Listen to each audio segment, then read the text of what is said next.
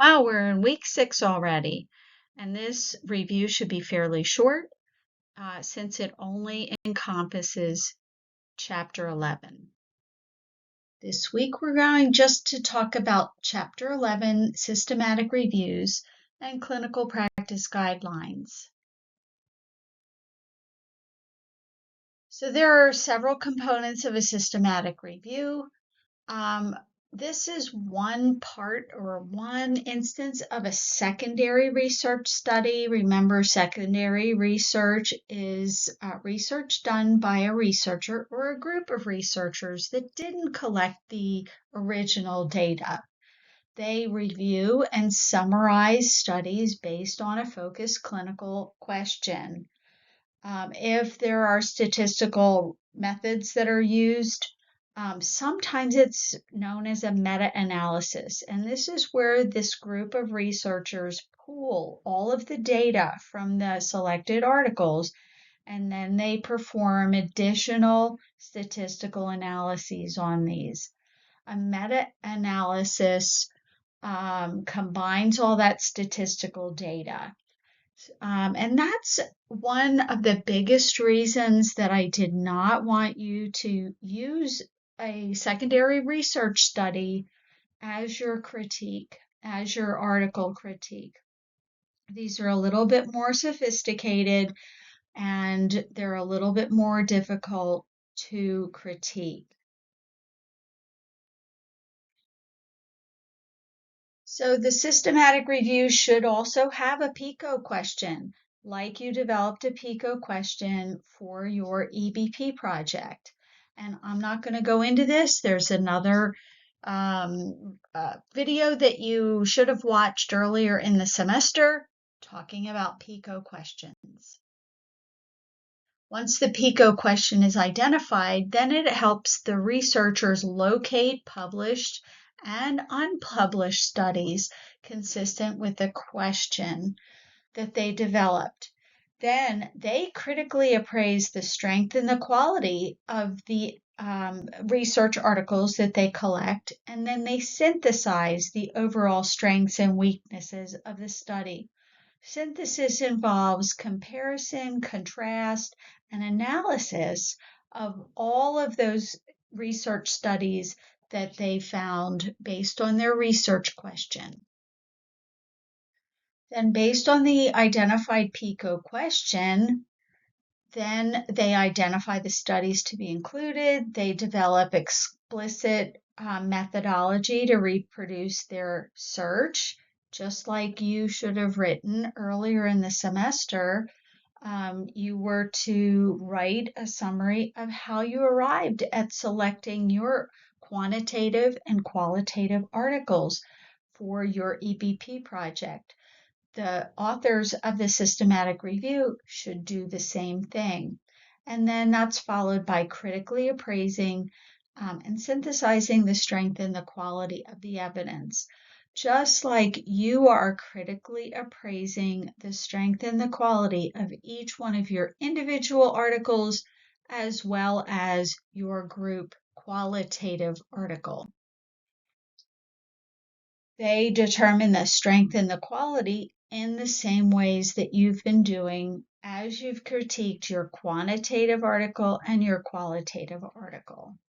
They look at validity, sampling issues and errors, variables. They look at the appropriateness of the data analysis, and they also look at how those findings can apply to practice. A systematic review also includes a PRISMA diagram, and a PRISMA diagram just illustrates the flow of information through the different phases of that systematic review. The components of the systematic review, they're pretty much the same for a meta-analysis, except again, meta-analyses quantitatively evaluate all of the articles, all of the data as a whole. And after studies are in a systematic review are retrieved, then we can make practice recommendations. So as you're developing your EBP papers, you are actually doing a systematic review, and you're going to come up with and develop the practice recommendations based on your review of your quantitative and qualitative articles. So these are just names of different review types. These are all examples of secondary research studies. Second, we'll talk just briefly about meta-analyses. Because I already talked about it a little bit, they use statistical techniques. They combine the data and then they perform more statistical analyses. This is the highest level of evidence. It's at that top of the pyramid. Remember a few weeks ago and early in the chapters in your textbook, they provided a pyramid of evidence. Well, the meta-analysis sits just right at the top of that pyramid. From there, they then can calculate an effect size, and the effect size will help in the development of clinical practice guidelines. Next, just briefly, the integrative review. It's a broader review of articles. It may include theoretical literature or research literature, methodological studies, and things like that.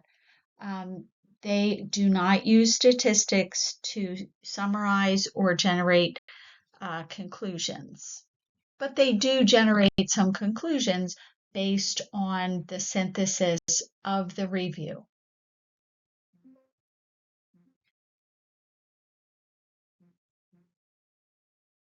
Integrative reviews are very highly useful, but they also have to be reviewed for potential bias.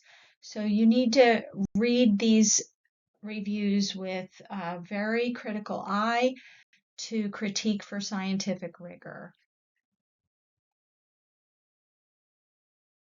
Another source or resource is the Cochrane Review.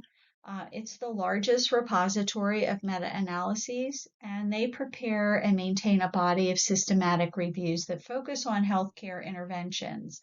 So if you're on that EBP committee or a quality improvement committee, I would encourage you to go out to the Cochrane Library in order to retrieve articles based on your PICO question or your quality improvement project.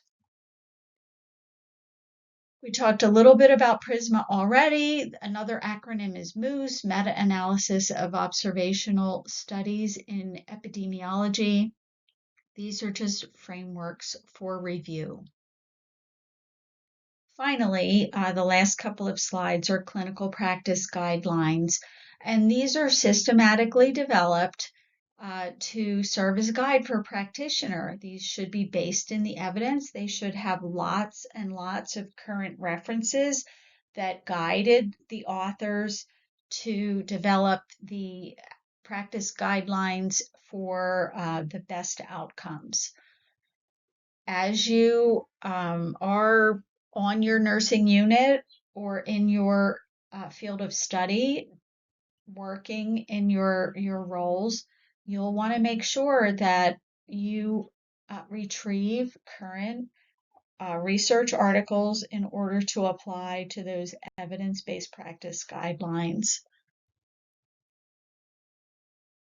And then these are questions that you can ask yourself if you have one of those secondary research articles. And I won't read through these. These were taken directly from your textbook, but keep these in the back of your mind if you're asked to critically appraise one of those secondary research articles. And this is the final slide of this slide deck. I do want to add here that secondary research is very valuable.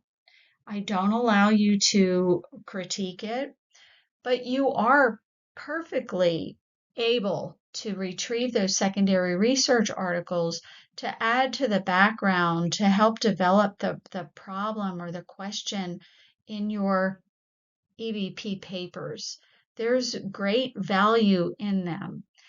But as a novice and a beginner at critiquing and critically appraising research studies, I didn't want to start you off with something harder than it needed to be.